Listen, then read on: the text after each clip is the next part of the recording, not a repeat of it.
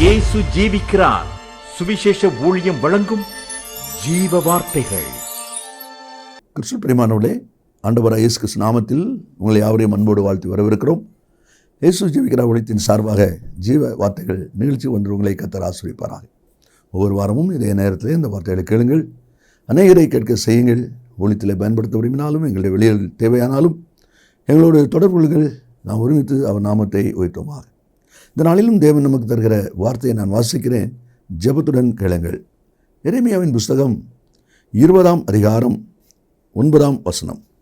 எரேமியா 20ஆம் அதிகாரம் 9ஆம் வசனத்தினுடைய மத்திய பகுதி. கர்த்தருடைய வார்த்தை என் எலும்புகளில் அடைபட்டு எரிகிற அக்கினியைப் போல் என் இருதயத்தில் இருந்தது. நல்ல கவனிங்க, கர்த்தருடைய வார்த்தை என் எலும்புகளில் அடைபட்டு எரிகிற அக்கினியை போல் என் இருதயத்தில் இருந்தது. வார்த்தையில் கேட்கிற அன்பு நேச பிள்ளைகளே, கர்த்தருடைய வார்த்தையானது எரிகிற அக்கினி போன்ற என் இருதயத்தில் இருந்தது என்று சொல்லி தீர்க்கதரிசி சொல்வதை நாம் அதில் பார்க்கிறோம். இந்த வார்த்தையானது எரிகிற அக்கினி போல என்று சொல்லப்பட்டிருக்கிறதே, வேதம் அதில் என்ன ஒரு அனுபவத்தை சொல்கிறது என்பதை நாம் அறிய வேண்டும். ஏனென்றால் தேவனுடைய வார்த்தை குறித்து தான் அது சொல்லப்பட்டிருக்கிறது.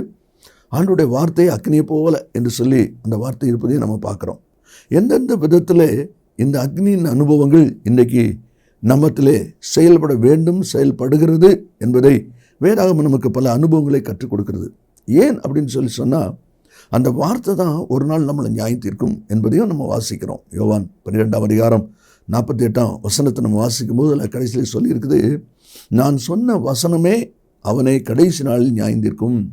அந்த வார்த்தை நம்மை நியாயம் தீர்க்கும் போது நாம் ஒரு குற்றவாளியாய் காணப்பட்டு விடக்கூடாது.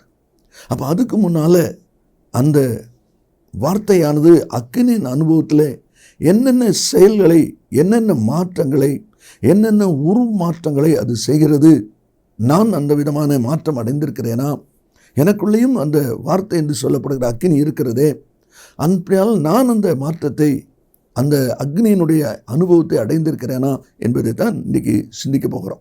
105ஆம் சங்கீதம் 19ஆம் வசனத்தில் கர்த்தர் சொன்ன வார்த்தை நிறைவேறும் அளவும் அவருடைய வசனம் யோசேப்பை புடமிட்டது என்று சொல்லப்பட்டிருக்கு. எதுவரைக்கு கர்த்தர் சொன்ன வார்த்தை நிறைவேறும் அளவும். அதே போல் உங்களை குறித்து, என்னை குறித்து, நம்ம ஒவ்வொருவரை குறித்து தேவன் என்ன சொல்லுகிறாரோ, சொல்லியிருக்கிறாரோ, அந்த வார்த்தை நிறைவேறும் அளவும் வசனம் நம்மை புடமிடும். அந்த புடமிடுதலுக்கு நாம் உட்பட்டவர்கள்.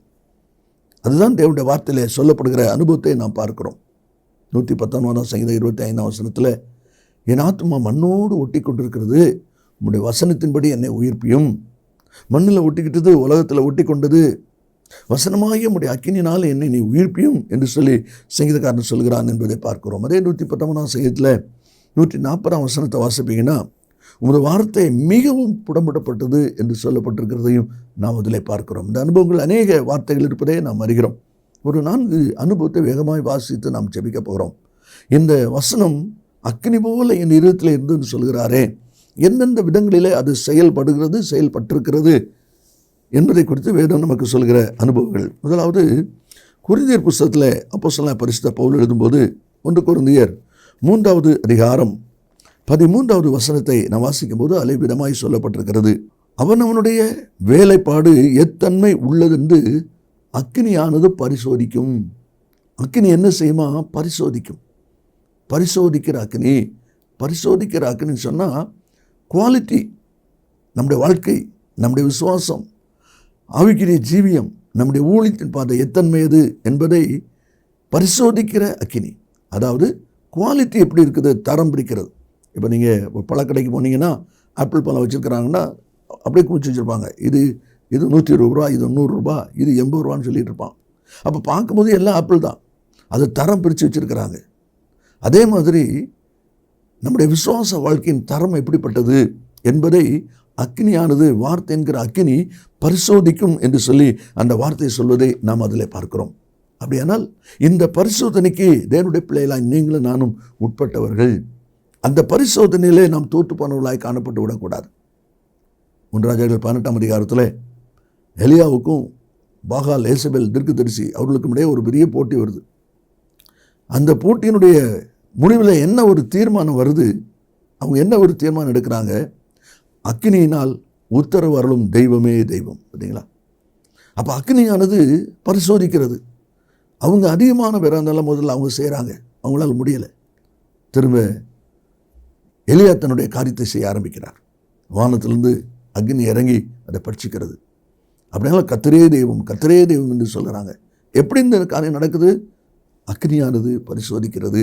அதுதான் தேவனுடைய வார்த்தையில் நாம் வாசிக்கிறோம். பேதுருவினுடைய நிருபம் 1 நிருபத்தில் 1 அதிகாரம் 7 வசனத்தை நாம் வாசிக்கும் போது, அழிந்து போகிற பொன் அக்னியினாலே சோதிக்கப்படும் என்று சொல்லப்பட்டிருக்கிறதை நாம் அதில் பார்க்கிறோம். அதனாலே சொல்லப்பட்டிருக்கிறது. அப்படியானால் வார்த்தை என்கிற அந்த அக்னி பரிசோதிக்கும் தரம் எப்படிப்பட்டது, நாம் விசுவாசத்திலே நம்முடைய குவாலிட்டி எப்படிப்பட்டது என்பதை காண்பிக்கக்கூடியது.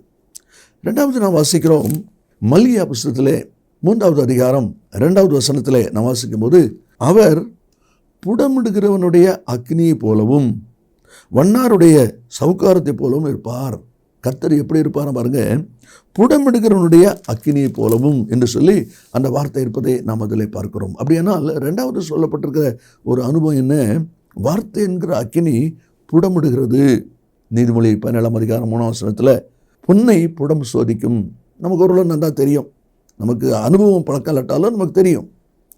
ஒரு தங்க கட்டி அதில் நம்ம ஆபரணங்கள் செய்யணுமானா அதை புடமிடுறாங்க, அதை உருக்குறாங்க.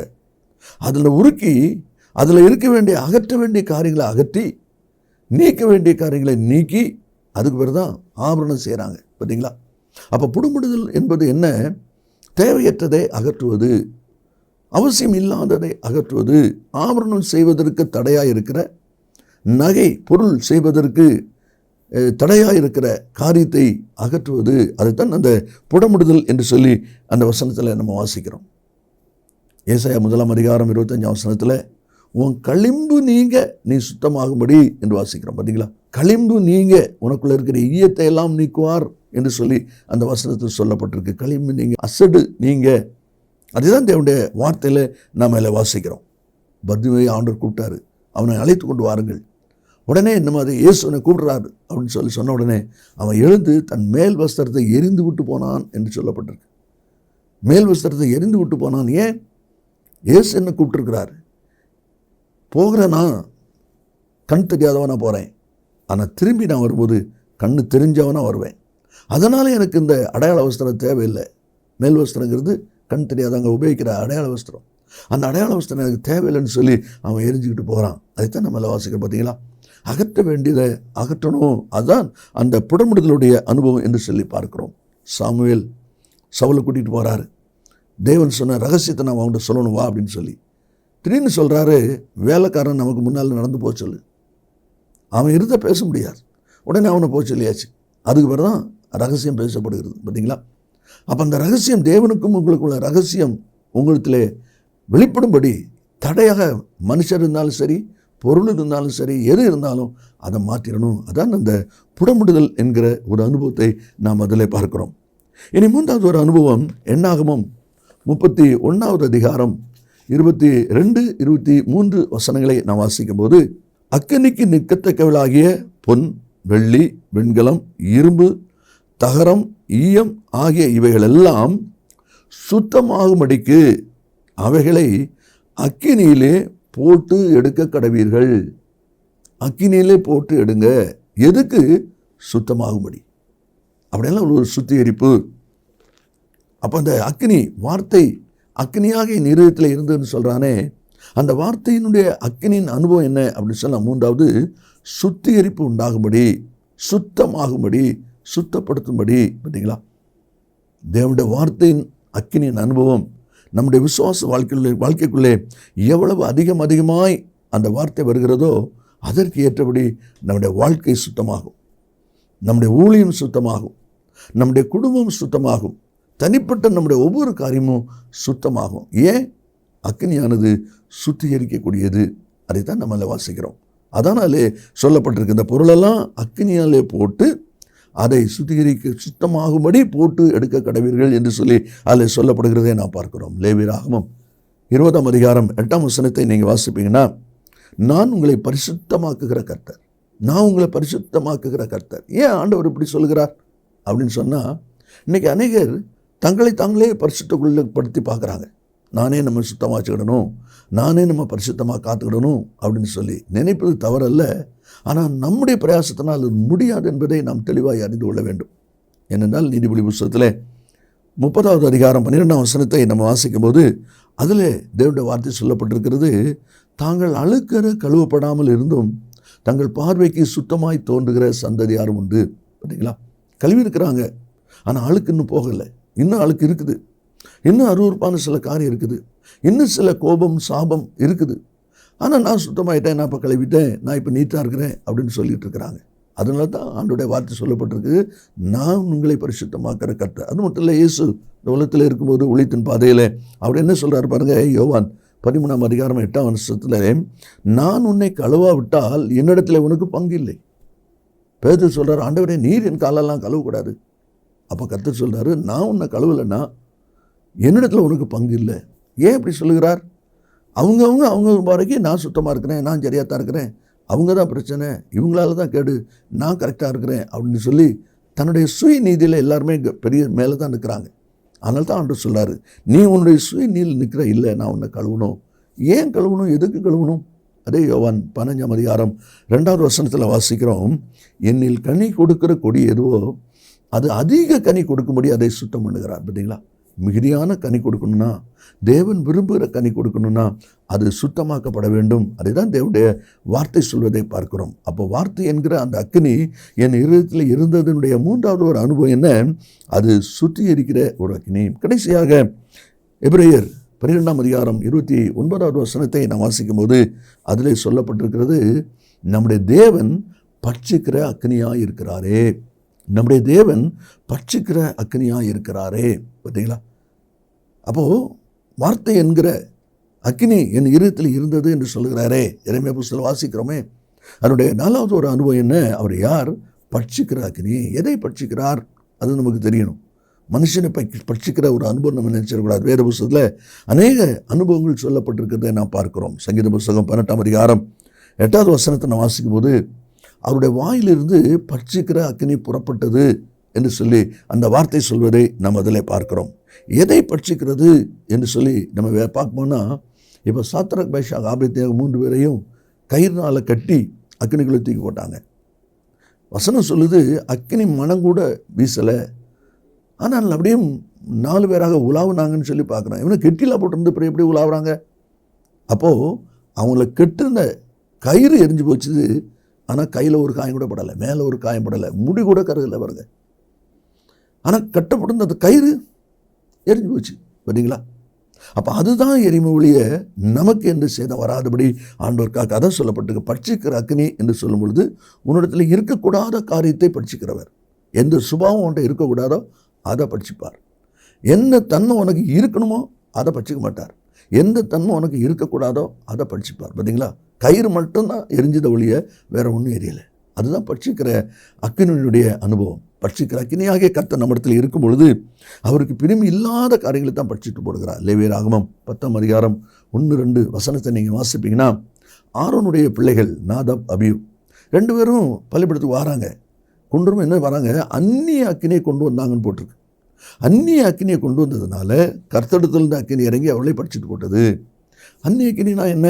கொண்டு வரக்கூடாத காரியம், பேசக்கூடாத வார்த்தை, செயல்படக்கூடாத காரியம். இது உங்கள் உள்ளத்தில் இருக்கக்கூடாது, இது உங்கள் வாழ்க்கையில் இருக்கக்கூடாது. அப்படிப்பட்ட காரியம் இருக்குமானால் அது நிமித்தம் பட்சிக்கப்படுகிற அனுபவம் வரும் என்பதை தான் அந்த வார்த்தை அதில் சொல்லப்பட்டிருக்கிறது. மத்தேயு 3ஆம் அதிகாரம் 12ஆம் வசனத்தை வாசிக்கும் போது, பதரையோ அவியாத அக்கினியினால் சுட்டரிப்பார். பதர் சுட்டரிக்கப்படும், மணி சுட்டரிக்கப்படாது.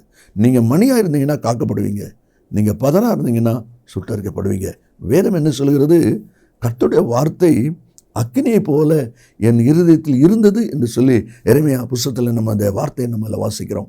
என்ன அனுபவம் என்று சொல்லி நான் பார்ப்போமானால் 4 காரியங்கள் அக்கினியானது பரிசோதிக்கும். அதாவது நம்முடைய தரம் எப்படிப்பட்டது, குவாலிட்டி நம்ம எப்படிப்பட்டவங்க விசுவாச வாழ்க்கையில் என்பதை குறித்து பரிசோதனை முதலாவது நடக்கிறது.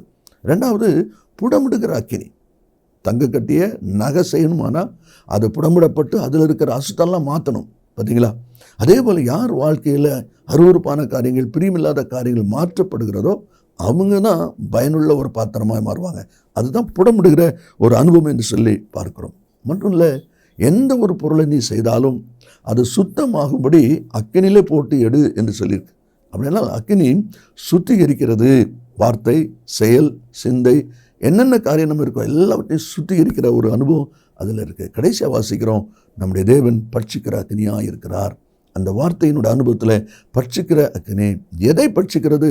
நம்மிடத்தில் இருக்கக்கூடாதது. பார்த்தீங்களா, அந்த மூவரையும் அக்கினியில் போடும்போது அவங்க மேலே ஒன்றும் படலை, ஆனால் அவங்கள கட்டியிருந்த கட்டு, அந்த கயிறு மட்டும் எரிஞ்சிருக்கு.